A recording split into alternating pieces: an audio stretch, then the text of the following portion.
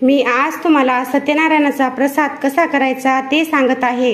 1 वाटी घेतलेला आहे मी रवा आणि 1 वाटी घेतलेली साखर, मनुके आणि विलायचीची पूड, कुटलेली पूड घेतलेली आहे। आता कढई ठेवायची,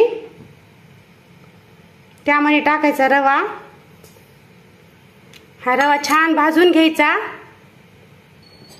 हे बघा मी रवा भाजत आहे। छान रवा भाजून घ्यायचा, लाल रंग येईपर्यंत रवा भाजायचा, म्हणजे प्रसादाला छान चव येते। हे बघा आपला रवा छान भाजलेला आहे। आता त्यामध्ये तूप टाकायचं। तूप मी टाकलेले आहे 1 चमचा। छान तांबडा रंग येईपर्यंत रवा भाजून घ्यायचा। हे बघा मी आता रवा छान भाजत आहे। हे बघा आपला रवा छान भाजलेला आहे। आता त्यामध्ये दूध टाकायचं। आता यामध्ये टाकायची साखर।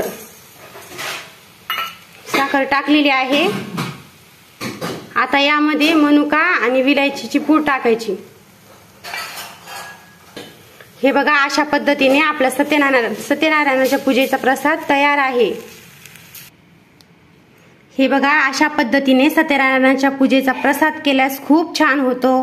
हे बघा किती छान झालेला आहे आपला सत्यनारायणाचा प्रसाद। लाईक करा, सबस्क्राईब करा।